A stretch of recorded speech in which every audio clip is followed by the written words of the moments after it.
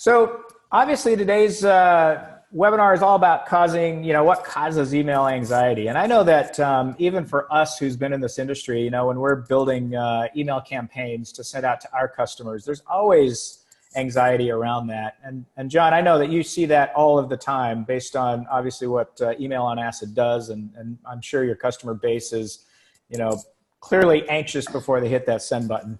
Well, absolutely, because there's that finality of it. It's the whole point of once you send it, you can't get it back. And so there's there's a finality to the email you send. I'm not trying to over exemplify it, but it's true. I mean, you can't say, "Oh, oops, I didn't mean to send that," right? And then try to go retract it back. There's a there's this it's just like, hey, once you send it, it's out. And as you think about it too, like as powerful as email is, it's really important to get that right. Yeah, and it never fails the moment that you send something out, even if you've done your best job at trying to find all of those little things to fix. There's always somebody that will chime in and go, "Oh, you misspelled this," or "That link doesn't work," or blah blah blah. Right? So there's always the kind of those people out on the bench that are like firing off at you after you've hit send. So email anxiety is real, and we hope to at least discuss a few things today that you can be mindful of. And I think most importantly, just remember that it's real for everybody. So don't feel like anxiety around sending email is specific to your situation. Everybody experiences it, even the most savvy email senders out there. So look forward to kind of moving through this and talking about a few things here. So what can cause email anxiety? We've asked this question of our customers before. John, I know that you've asked this question and heard the response from your customer before. And these are some of the basic things that we want to talk about today. But those are, lack of process, poor communication around deliverables, lack of list verification, which is obviously near and dear to our heart, no campaign QA process, setup challenges. Oh my gosh, I hear that all the time, whether, with regard to the ESP or the CRM that's being used. And then just that finality of sending. It's like, oh my gosh, I'm about to hit send. These are things, John, that we hear, and I'm pretty confident that you hear these as well, just based on the conversations that you and I have had. Yeah, no, absolutely. All the things that are involved with developing a campaign. When you talk about, poor communication around deliverables, you have multiple teams. You might have legal, you might have creative, you might have marketing, you might have sales, right? So how do you get all those people together and have that kind of communication so there's streamline? Yep. And then you think about too, like the ESP CRM. That's like kind of dynamic content. When you talk about the dynamic content and pulling in merge tags and all this type of stuff, it's like, what are those values? Like, do you know that you have the correct values for all your customers or that segment that you're sending to? Are those values correct? And so, there is just a ton of stuff that goes into sending email. It's kind of funny. I was actually talking to one of our new colleagues the other day, and they were like, I have no idea how complicated or how complex email is. Like when you dive into it and you're sending these massive campaigns, like I had no idea. Right. And it's like such a learning experience. I can remember 10 years ago getting into this industry too. It's like, oh yeah, we'll get into email, and kind of like how EOA started. And then we got into it, we're like, wow, holy cow, there is so much involved with it. Yeah, it's interesting. I think most people that are outside of the industry think that email is still kind of sending a newsletter, right? And, even looking at the ESP CRM setup challenges, the reality is most senders have multiple ESPs. And the coordination of handling all of that is pretty intense. But so based on all of that and based on what you talked about, totally understand why there's anxiety around this. And then you think about too, like something that's not listed there is how many applications people use to successfully deploy a campaign. They have, Kickbox, they have EOA, they might have, Movable Ink or LiveClicker, they might have, what's that SendTime optimization? I hate live questions, John. I'm drawing a blank on it. Man, like I know the guy, it's Paul. Anyway, but there's just so many like different applications out there that, Audience Point, right? So Audience Point is another one. Yes. And so there's just so many applications that are out there that worked, that marketers use to kind of make sure their messages are relevant and on point and all that stuff. And it's complex, man. There's just a lot going on. Yeah. So that massive technology stack at the end of the day just continues to drive this intense anxiety. And so it's real. And hopefully a few of these little tricks we talk about and a few things we discussed today will help eliminate some of that. But I think, anxiety in terms of sending will always be there. We just hope to find ways to sort of minimize that as much as possible. And then maybe just get a backdrop like this to put yourself in that Zen spot before you. There you go. You gave it away, though. You're not really on the beach. Is that what you're saying? No, I wish I was. My hair would be blown a little bit more. No, that's awesome. So simple solutions to reduce stress and reduce the anxiety. Let's talk about a little bit defining a process with all stakeholders. I know that personally here at Kickbox, while ours may not be as grand in terms of maybe an online retailer, sending email and things of that nature, it's still really important to work with all the stakeholders, 2 or 3 of us, whether that's Brian or Jessica or myself or whatever that might be, engineering, and kind of get everybody on board with regard to what it is we're doing so nobody is caught by surprise. You probably experienced this at a greater depth with some of your customers, and I'd love for you to just chat about, the importance of, defining a process with stakeholders. Yeah, I think that's key because then, as you have that process, everyone knows what job to be done, right? Like everyone knows the job that they need to do to have a successful campaign, and then you can you can manage to that. Right. But if there's no process, you can't manage to it. Like I know here, at EOA, we have, a whole process where it's multiple reviews. Right. We have a campaign calendar, right? So that's part of that process. Okay, what's coming up? And then when they see what's coming up, it's what's my role in that? We use a project management tool, Asana, to kind of help us with that. The marketing team uses it so that they know, hey, this is when the email developers get involved. This is when copyright gets involved. This is when sales, and then this is when we go and we give it to the deployment team. Now, we don't have a massive deployment team. It's one person, but they each know what their role is and what their deliverable and what their time frame is within that. So I think, and also from my perspective too, is that once I know the process, then I'm comfortable at my level, that's a CEO level, understanding, yep, my team has it under control. They know what they're doing. And if something goes wrong, we say, okay, well, what happened in the process? Do we need to adjust the process to account for this thing now? Or was it just someone just made a mistake? And that can happen too, right? Sure. Yes, mistakes happen all the time. When I hear define a process, to me, what it also means is eliminate the unknown. By defining a process, you try to identify all of the known pieces of whatever it is you're trying to deploy, and by eliminating the unknown, chances are your anxiety level will come down, and most importantly, you'll probably have a very effective campaign and a great send process. So as part of that defining the process, obviously communicating timelines. You touched on it just a moment ago with regard to using Asana and things of that nature, which is a great tool. Not a big advertisement for Asana, but if you haven't used it, try it because it's pretty badass. But communicating timelines with all departments is so important. Again, kind of eliminating that unknown. It's this is when we need to have this done, whether it's creative or whether it's legal, etc. But what can you add to that? Not much than what I just said. I mean, I can add something. They have to get buy-in from those teams too. Oh, that's actually really important. You have to get buy-in and have them understand why this process is in place and why it's so critical that they need to be informed to be successful. Now, you could show numbers, you could do all this stuff, but I think you really need to get buy-in to say, yep, the department lead of the legal team or content or creative needs to understand why it's so important when these requests come down or why it's on their calendar. Why it's there and the reason behind it, so that they're not saying, and brush it off and say, no, that's not important. And so I really think from a marketer perspective so from a marketer perspective, really show them the importance and how email drives and how email can impact their organization, how it helps everyone. Yeah, it's really interesting too. And I can't stress enough that if you have a legal process to go through, communicating timelines, not only to legal, but to other departments around legal is so key, because oftentimes it's one of the biggest juggernauts to get through. And that's not anything against the legal teams, because they have their hands full and they're doing their own thing as well. But really important, the communication piece. testing for email rendering issues. I can't, this is, even though this is kind of falling into your process.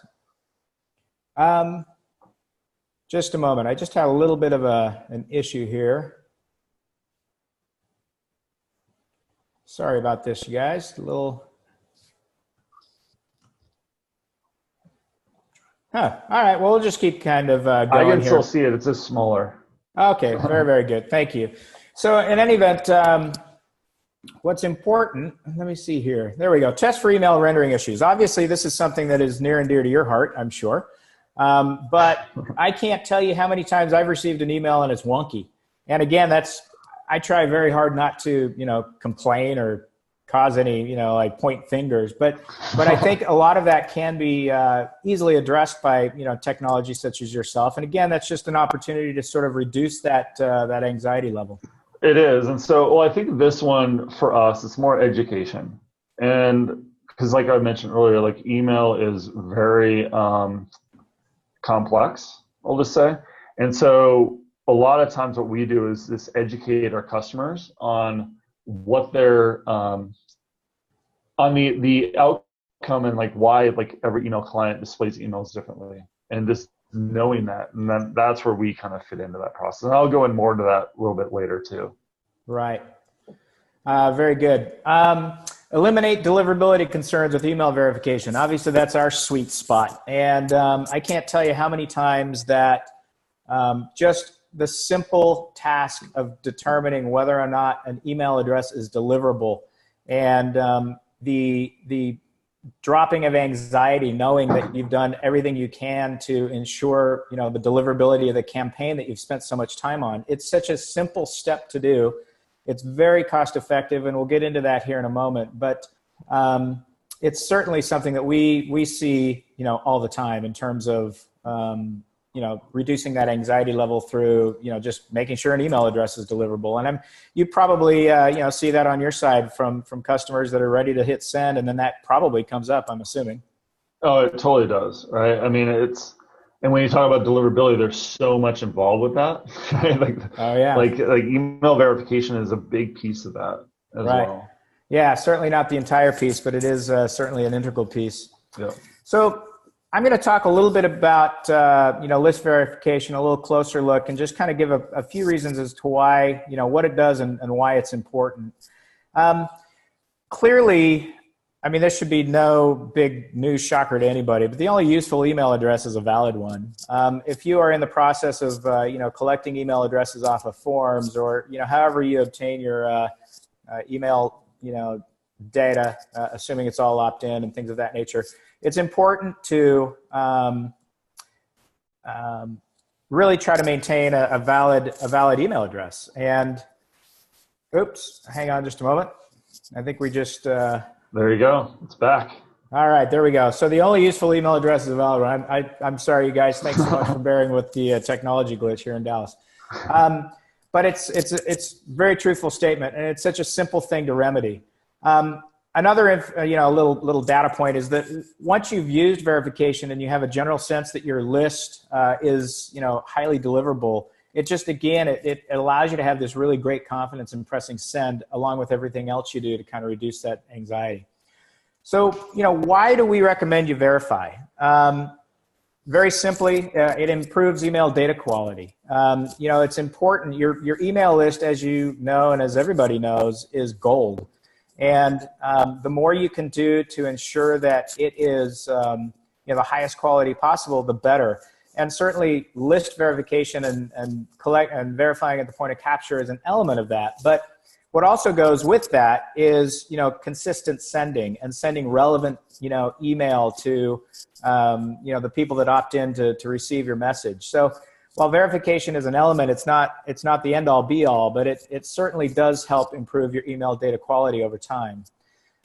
It will help with your engagement numbers. The simple truth is if you have 100 email addresses and 10 of those are undeliverable, if you remove those 10 and only send to 90, then your engagement is going to go up. And if those are important numbers for you, which they should be, it's again a great reason to look at verifying an email address. And one thing I want to point out too on that engagement is that the largest inbox providers like the Gmail and Microsoft, so Outlook.com or Office 365, they actually track engagement now. They're starting to track engagement. So if they notice that a lot of people are just deleting your email without reading it, or they're just skimming it and reading it, you'll end up more in the spam folder, because what they're doing is saying, hey, of the people that you're sending to, is it relevant to them? Are they engaging in it? Are they clicking on things? If they're not, well, we can put some algorithms around that and say, okay, we're going to predict it's spam. Right.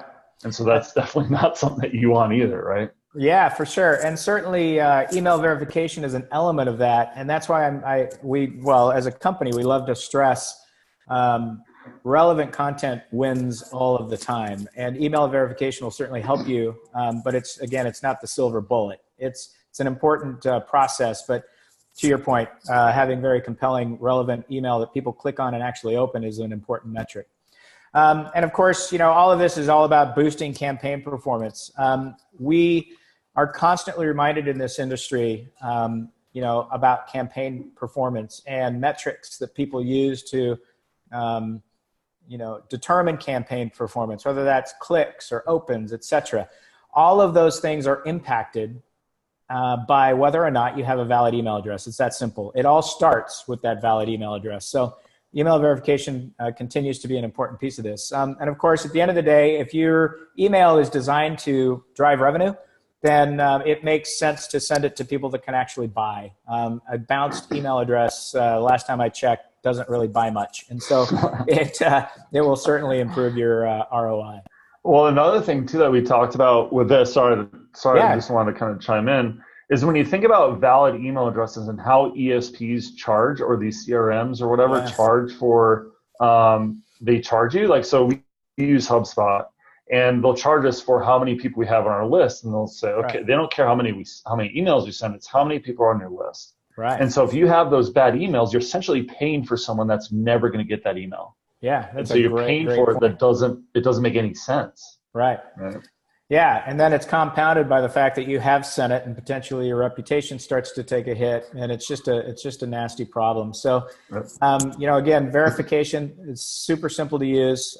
It's obviously near and dear to our heart, but it does impact everything you do, and it can definitely help reduce your stress, because you'll know that you're sending to a valid email address. So one of the things that we're often chatted about is, do we do list verification or API verification? And just a simple way that we look at it is, typically people will come to us with legacy list data. We'll help them get that, verified and up to snuff and ready to send. And then we'll articulate and educate them around our API, because the API is really the best way to verify an email address at the point of capture. And so we love to talk about, verifying legacy data, but then, to keep you out of the doghouse, to keep your data clean from the inception of collecting it, we highly recommend leveraging technology such as our API. And I'm sure, John, you've seen API usage on forms before, but it's a pretty common practice. It needs to probably be more common, but it's a great tool in your arsenal to, again, ultimately reduce the anxiety level of when you're ready to send an email campaign. Yeah, I think that, like, the way I look at it is the API, it's that you're validating data going in instead of having to validate it every time you're going to send a campaign. Now, obviously, things change, right? Lists mailboxes can fill up, they can go dead, posts, but this is a good way to know that you're getting clean data in your system versus having to go and flush it out later at a later point.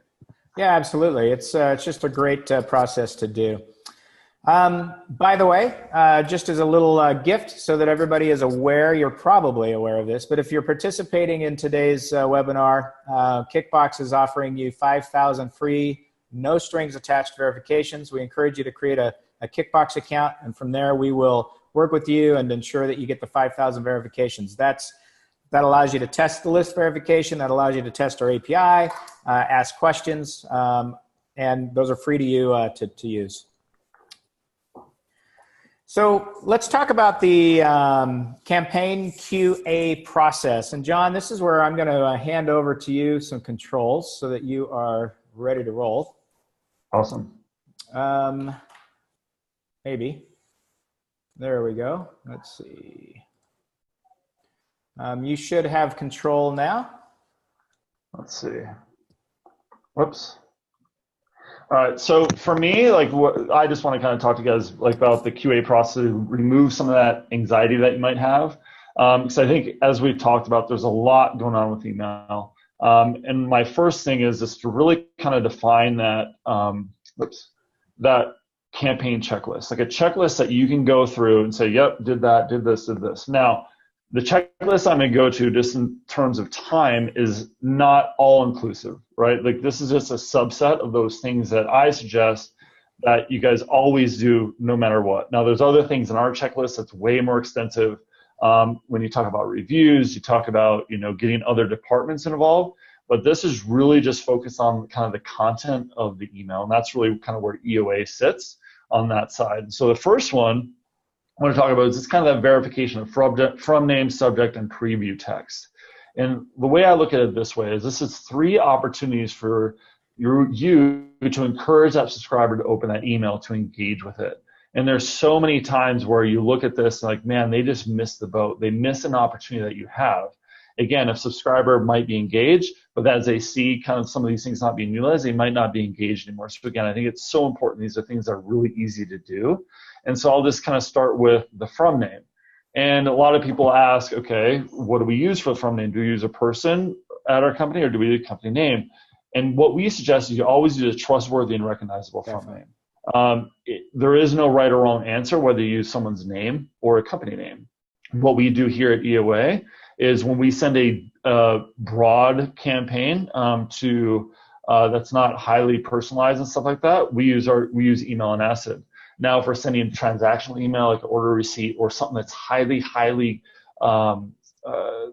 relevant or customized to that individual subscriber, we'll use someone's name like Jeff at email and ACID. Just that way, then they start to understand, like our subscribers have started to understand or realize like, hey, okay, this is to me from someone at EOA versus like, hey, this is going out to everyone. So it's kind of something we do. Now, can you change it? Absolutely. But I would say just do A/B tests and don't change it too often. Once you find something that works, keep it consistent because subscribers, we all like consistent things. Just like when you think about from a branding perspective, Coke changed their red to a purple, you'd be like, wait a minute. Something's not jiving here. And so I think from us, from consumers, from subscribers of email, we like consistency and we look for that name. We say, oh, hey, I know that one. I'm going to open that one if it's content we're generally interested in. And like subject lines, with subject lines are important. They say 47% of all recipients open emails based on the subject line alone. So it's highly important. It's really important that you get a subject line. And now what I will say from a subject line is you want to make sure it's relevant. You don't want to trick people into saying a different subject line and then you open it something else. That's like one of the worst things that you can do. Right. I know and also too, like when you put in like some trend that I've seen, Jack, I don't know if you've seen this lately, is the RE, like the reply and then the colon. Yeah. People are starting to do that now. Making it sound like you've already engaged with it, right? Yeah, and like it can be so frustrating. I know that there's a lot of B2B people that do that. Right. I always say just avoid it. Avoid it altogether. Just one thing that I think is really cool about subject lines, and I know that there are people that kind of talk about this in the industry, and I think there's a lot of truth to it, and that is a subject line can resonate. It's almost like a billboard, right? So if you're driving down the freeway and you see a billboard, it makes an impression. And subject lines oftentimes are really key for making an impression. And even though somebody doesn't necessarily click into that email from that impression, they might go back to it later, or if it's done properly, it will just resonate your brand and what it is you're trying to convey. And I think subject lines in many ways have so much power with regard to email beyond just getting somebody to click on it, but just it's an impression. It's an opportunity for you to do something really cool. Yep, absolutely. And again, it's being genuine with it too. Right. You know exactly what you said, like be a billboard. Don't lie to them with the first chance you get, right? Because that just creates distrust. Definitely. And kind of another concept that we talk about too, and this is actually done by Return Path. So what they do is they have panel data and they can kind of measure and like help people organize their inbox. So in doing that, they can look at data. And so this is what I wanted to talk about is like kind of subject line length. They've been talking about, okay, what's the right subject line? Now, if you look at this, you'll say, okay, so the blue there is the average read rate, and then the green is the number of messages sent with that length. And so you can see, okay, well, 61 to 70 gets the highest read rate. But when you think about it, though, like if you look at it, I look at it this way, like if there was a set line length that was, then you'd see everyone doing it in the highest engagement. But what really, I am so intrigued about this graph is at 0 to 10. No one's doing it, yet it's the second or third highest engagement, like highest read rate. That's awesome. So what does this tell you about subject line length? It doesn't mean shit. Like it doesn't matter, right? Because if it did, there would be like a, like a very defined, but it's not. Right. It's all kind of evened out. So what I will say from an anxiety perspective, don't worry too much about your read, about the length of the subject. Just make sure it's on point, it's relevant. Hey, just with regard to subject line length, is that characters or what's defined, like 0 to 10? Is that 10 characters? Yeah. These are characters on the bottom. Sorry for not clarifying. Yeah, no worries. No, that's cool. But so you probably 0 to 10, they're probably using emojis, right? There's some emojis maybe in that one. Yeah. So again, I would just look at emojis, like don't overuse them. Or just hi. No. Yeah. Yeah. Like, hey, you never know, right? But I mean, I think that is so intriguing to me. It's like, what are those messages? And then look at the read rate on those. So again, don't put too much time in the subject line length. Just make sure the subject line is relevant, it's meaningful, and it kind of grabs some attention, right? Yeah, that's awesome. Love that. And then we go into pre-header text. Whoops. So preview text or pre-header text. And this to me is like, and that's that content that's below the subject line. Right. This to me is probably one of the easiest wins that marketers will get when they talk about content and design and sending the campaign. Because what happens, and I'll get to it in the code in a minute, and I'll talk about, but it is such an easy win. Like in my world, like this is the easiest thing that you can do because it has zero impact on rendering. Right. But the problem is that because it's hidden, essentially, is that people forget about it. And so you think about, like, look at these missed opportunities. Like, how many times have you got an email where you see that first link, having trouble viewing this email in that space? It's a missed opportunity. And then click here to view this. Like, you're not taking advantage of the space. Right. And then you look at the second one, right? Obviously, this person used a template, and so this is pre-header text. Some clients will show this text as a preview, right? That's awesome, yeah. Again, like, and I get it, and we'll talk a little bit more, but my favorite, and I know it's a little bit old, 2015, but Beach Riot, they're asking me kind of to unsubscribe before I even open the email. Yeah, well, are they still around? They probably I think so. Yeah, I think Beach Riot's still around. They probably are. I'm sure they've cleaned it up since then. But these are the types of things they're this missed opportunities. And so the Beach Riot, what happens is, like, they're obviously a retail, and it's all image based. So what email clients will do is we'll strip out all the HTML in your email, and whatever text is remaining, it puts in that space. Right. So for the top one, having trouble viewing this email, that was a link. Click here to view this web page. That's a link, and there's text. So what they do is they strip out all HTML tags and whatever content's left. And so the Beach Riot, they use all images, all that's HTML. At the bottom, right? Yep, and that's their copyright and their footer. So again, and that can have a role in deliverability as well, right? We're not going to dive too much into that here, but if you guys are interested, hit me up on LinkedIn or whatever, Twitter, and I can totally answer that question for you, or you can answer the question in the QA. But so what it does, like, the easy win is here. All you have to do is put this text in here. Now, it can be a span, it can be a div, whatever, but what happens is, what this will do is, if you put this at the top of your email, like below the body tag, this will essentially show up hidden when they open the email. But as the client strips out HTML, it will use that pre-header text or whatever text is in there at that point. Yep. So again, this from a rendering perspective is a no-brainer. It has zero impact on rendering. But then it gives you the opportunity, and you can even, like, we actually put in hidden messages in our pre-header text. And when we talk about, like, I'll talk about accessibility kind of a little bit, but there's ways you can put hidden message in there so if they see it, that's longer than what actually pre-header text shows. And we've got some really good engagement by it. So it's a way that you can put hidden messages in there and all that type of stuff. So very cool. You can definitely, I would definitely suggest, obviously it's really super win, so make sure you're utilizing that space.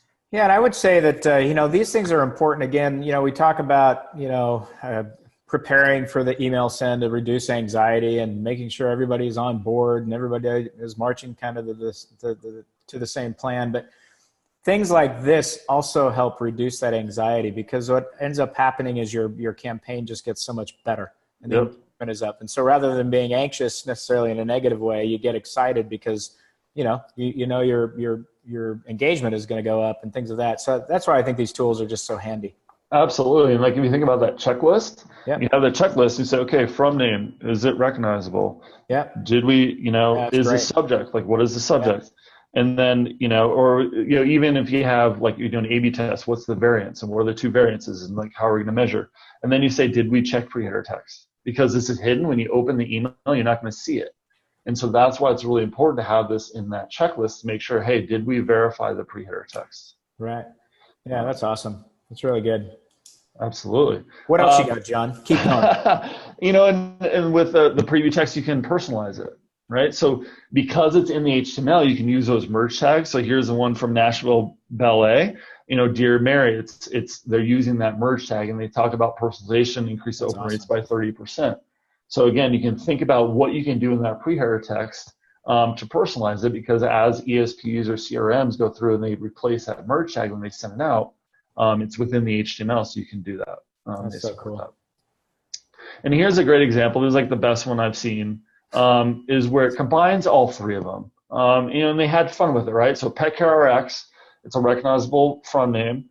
The subject line is short to the point. It's actually personalized. So the Fenway is the dog's name. And then they had fun with the pre-header text. Who let the dogs out, right? Like, I think most of us, I might be dating myself, but I think we know that song. I know that the attendees don't want me singing it because you'll see all of a sudden the participants drop out. No, come on, let's do a quick poll. Who wants to see John? No, just kidding. No, not going to happen. I'll get people coming in here. Hey, can you keep it down in there? Maybe at some conference. Exactly. I think so. I'll get the mic out and sing it. Awesome. Okay, so this is the kind of one that kind of brings it all together, and how you can use personalization, how you can have fun with it. And obviously when they open up the email, they're not going to see who let the dogs out. That's kind of that engagement to try to get you to open it. Right. I don't have the metrics on this one. I would love to know that. But this is one that I kind of see really brings them all together. And just as a side note, that picture right there, I could leave that up all day, because maybe I should have put that as my backdrop, right? Dude, those dogs are just having a blast. So cool. Awesome. So then we get into, so then annotations, right? Gmail came out. This is another way kind of from a preview perspective. So Gmail late last year came out with annotations. So those emails that land into the promotions tab, they did it for a number of reasons. One, to say, hey, yes, we want people to turn on promotions, but then also to give marketers the ability to kind of highlight their message within that. Because they got a lot of complaints like, hey, how do we get out of the promotions tab? And so Gmail is kind of playing to both sides, but it's really kind of a cool feature of how they do it. You can put in a banner image there. You can have like coupon codes. You can have you can put a time constraint on it. So when you talk about kind of the when marketers and kind of the human behavior, like when there's a expiration date, it kind of increases engagement. Right. So they allow you to do that, and they put 70% off. All these types of things. And there's tools out there. EOA has one on our site, that will help walk you through kind of how to set your email up with the promotions tab. You just add some code snippets in there, and you're good to go. Now, I will tell you though that Gmail right now, they only take the top 4 emails in that promotions tab and display this. So you're not guaranteed to have this displayed. Yep. However, what I will tell people is I would do it anyway, because what if you are selected to be one of those 4? You're missing an opportunity. It doesn't take that long to set that up within your campaign. Yep. So again, you talk about putting your best foot forward. You don't know when and where your subscribers are opening, but when they do, you want to put your best foot forward. Give yourself every opportunity to maximize the engagement, the ROI on these campaigns. Yeah, for sure. The same thing can go true for text-only version, right? You can't track it. People do it, but if it's not right, are you missing an opportunity? Yeah.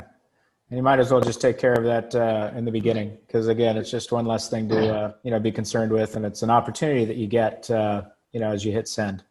Yep. And so again, I put all this stuff in that checklist, and that's why this checklist is so important. Yeah. Um, So great. so accessibility. So I know Brian's going to put up a poll. Yeah, we got an accessibility poll. Yes. So what I'd like you guys to do is answer this for me before I dig into this. Do you take an active approach to ensure your campaigns are accessible? And I just love to hear. We'll share the results with everyone on what their answer is. And just for clarity, do you want to explain just high level what accessibility means? Yeah, so it's making sure, like, and I'll get into this more too, but it's making sure that those with some type of visual, physical type of impairment can engage with your email. So freaking cool. This is what I loved about what we're going to talk about. So, and it's very near dear to my heart. So I think this is where the education comes in, and this people like, oh wow, I didn't realize that. Right. Oh yeah, gosh, so cool. So how we look at Brian? Yeah. Are we good? Nice. A few more seconds. A few more seconds, and we can move on. Very exciting. Thanks for all the responses, everybody. It's really cool. All right, cutting it off. All right, move on, John. All right, so here it is. So 21% say yes, 39% say no, and 39% say sometimes. So what my goal is here, so awesome, thank you 21% people, thank you so much for doing it. It's incredibly important that we do. And those that said no and sometimes, I hope you get some learns from this so that the next campaigns or any future campaigns that you do, you kind of be mindful of it. And I have some tips and stuff that you guys can do to kind of go through that. Let's see. Is it moving? Poll is off, and I think you can continue. There you go. There we go. Okay. So jumping to accessibility. Now I get it. You know, it might not be the sexiest topics to discuss. Wow. You know, and there. So just kind of go. And I might actually leave this slide up for the rest of the presentation. I'm just kidding.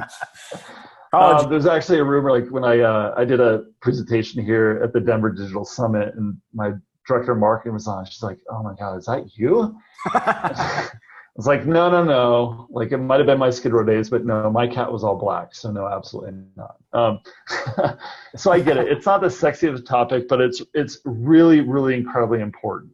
Right. I cannot emphasize how important it is. And again, I'm not here to place blame, but it's just something that we generally always don't think about when we do a campaign, because it's kind of, and that's why I really just want to make sure that everyone gets this on that checklist to think about accessibility and how accessible is our email. And we kind of put some numbers on it because I know that marketers love numbers. Is that, you know, did you know that 15% of the world's population has some form of disability? It's crazy. And that's over 1 billion people. Okay? And then 330 million people are estimated to have some type of visual impairment worldwide. That's over 5% of the world's population. To put that in perspective, there's 325 million people that live in the United States. So if you're not thinking about it, you're potentially not able, you're not communicating properly to every single subscriber. Yeah. And again, I get it. It's not the sexiest topic, but man, it has such an impact. Right. And when you think about it too, it can all come in all shapes and sizes. And one thing that I talk about too, it's not only permanent. Like, think about it. Like, my dad, when I was younger, I remember he played softball. I play softball now. And so I remember one day he came home, he slid into third base and broke both of his thumbs. He caught both corners, broke both of his thumbs. So if he did that today, how would he engage with his mobile device? Yeah. How would he engage with the computer? How would he type? So if you think about it, if you break an arm, what is that going to do? How are you going to engage with these things? So your most engaged subscriber, your highest engaged subscriber, might not be able to communicate anymore, or might not be able to read the message that you guys have sent out. Yep. And I think that's something that's missing when people think about accessibility. It's like, oh, it's a permit, but it's not. It can happen to you and I, Jack. It can happen to me tomorrow, right? Like, something could happen. You know, you look at like a good friend of ours in the industry recently had an issue happen, and so how can he engage now if you kind of have blurry vision and all that type of stuff? So, right. And I just want to kind of show, when you think about blurry vision, like kind of some of those things from a visibility perspective. Here's an example: low acuity. Right, this is a great email from eRoy. It's a digital agency out in Portland, and it's actually an interactive email. But you see that dot there in the middle? There's actually a plus sign, so you click on that, and then it shows more information. Now, if I have low acuity, I might not know that that's a dot. Right. Now, is there anything they could have done differently with this? Maybe. I mean, they could have used different contrast ratios, which I'll talk about in a minute. But it's just more or less being mindful of it and being an understanding of like, hey, how if someone had this, how would they engage? Right. And so you look at this one, ghosting, right? Yeah. Jack, you might be saying, hey, this was me in college days, right? Like this is my night after drinking at the bars. That's me now, buddy. But no, to put all jokes aside, if someone, so what happens is we all have a dominant eye. Now with ghosting, when someone has ghosting, is both eyes are dominant. So then they start seeing these double, like they see this mirror effect. Right. Now, could clearly have done something differently? No, but again, it's being mindful of how would someone engage with it. Then you look at cataracts, common known, right? It's where you kind of see dots all over the place. So Xfinity. Yep. Again, it's like, how do you play with that contrast ratio to make sure that someone that has some of these visual impairments will be able to see it and be able to engage with it? Now, with Xfinity, you might not want to get it anyway, but that's beside the point. And then you look at from someone with dyslexia. So here's a great example of what it's like for someone that has dyslexia. Like, just try to read that first sentence. Wow. It's incredibly difficult because the letters jump around. And so I don't know how many online here know someone with dyslexia, but talk to them, ask them about it. And I have some design tips that you could do to better improve how to engage with dyslexia. And then you look at from a color blindness perspective. The three main colors of color blindness are red, green, and blue, RGB. Yep. And if you think about it, here's a perfect example of someone that can't see green. How do they interpret an apple?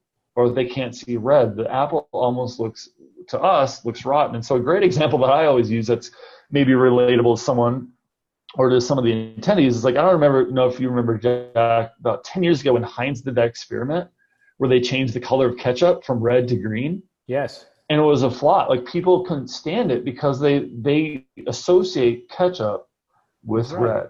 Yeah.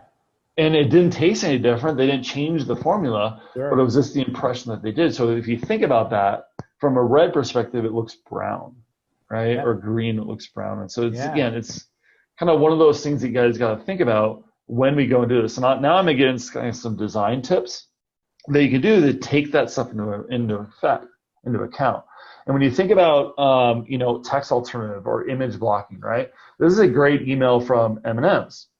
I really like this email, but what they didn't do is they did not do a good job, not only on an image blocking perspective, but from an accessibility perspective. This would be incredibly hard for a screen reader to read or for someone to interpret the email based on how the screen reader will read it. Because what happens is, and I'll just go to the next slide, is the code that's behind it. So here's kind of an example, right? So you have that image source, and then you have like the dimension, but then you have that alt text. And that alt text is what shows up with images turned off. That's what that alt text is there. But also from a screen reader perspective, it will read that alt text. Now, if that alt text is not there, it will read out the source. So it will go http://www.emailmaster.kickbox, it will read it out. It will be a terrible experience from that perspective. And so you always want to have an alt attribute. And this is such a quick win. Again, no impact on renderability. Right. And what it does, the screen will read that instead. Now, with this example, if you have a clear.gif or some type of image that doesn't really need any kind of description, maybe it's decorative, maybe it's a spacer, just put the alt text as blank there, that alt attribute blank, and the screen will skip right over it. Yep. Right over it. It won't even see it there. Okay. The next one, we talk about contrast ratio. So these are WCAG standards, and I'll kind of get some examples. But when you think about normal text and large text, so contrast ratio, when this ratios, you'll see 4.5 to 1 and 3 to 1. What it is, it's the color difference between the foreground color and the background color. And if the colors are the same, they'll be 1 to 1. If they're opposite, it'll be 21 to 1. So black and white will be 21 to 1. And so these are kind of the standards that they put on place. So for normal text, you want it to be 4.5 to 1. For large text, you want it 3 to 1. And so here are some examples of some of those numbers that you can put around it. So you see black and yellow, they're almost opposite. So they're 19.5. But then you look at, blue and orange. From a small text perspective, that will pass. But from a large text, that doesn't. You would think like, wow, there's a lot of contrast, but it actually doesn't. And I hope to God no one's using red on green, right? Or green on red, because those are very, very similar colors, 1.1 or 1.28 to 1. Those I are think almost. they did like 15 years ago. Yeah, yep. Right. When Holiday, email, holiday like emails. Yep. And the HTML, like the Navigator, what is it? Netscape Navigator, right? Oh, yeah. That's awesome. the end with the globe, with the planet going around it. Yep. But again, these are simple things. So you think about it from a color blindness perspective, or from a acuity or ghosting or cataracts, this would be incredibly difficult for someone to read. And these are very simple things that people can do to enhance that side of things. And this is another thing I like to talk about too, is like clearly differentiate links. Okay, whether it's a button, whether it's some type of differentiator that something's a link. Because if you think about it, whether it's underlined, so from a color blindness perspective, what's the default color of a link in HTML? Blue? Yep, absolutely. And what are the three colors of blindness? Blue, red, green, and blue. So they won't see it. If it's not underlined, if it's not bold, it's not italicized, it's not a button, they won't even see it. And so that's one thing. And I know underlines aren't sexy, they're not pretty. So that's why I just say clearly differentiate it. Add italicize it, bold it, do something to separate it out from the other body of text. Now, if it's a button or whatever, it's already done that. You don't need to underline it. It's already clearly identified. So I just look at it, clearly differentiate your links. The next one we talk about dyslexia. Really try to avoid center-aligned text, because here's the deal: is like when you have center-aligned text, there's no justification, there's no border. So if these letters are jumping all around, there's no reference point to say, hey, where does the sentence start from? So I always suggest left aligning text. Now someone will say, okay, well, what's the right size? Like how much? And my recommendation is if you have more than 2 or 3 sentences, left align it. If it's one sentence or one word, right, it's okay to center align that. It's just when you have a paragraph of words like this, like this example, always left align it, because you look back at that dyslexia example, those were all left aligned, and you had a reference point. Right. But with this, because you don't have that reference point, it makes it incredibly difficult for them to read it. That's great. So that's kind of the accessibility side. So if you guys haven't, so like those of you that were, I think it was 38%.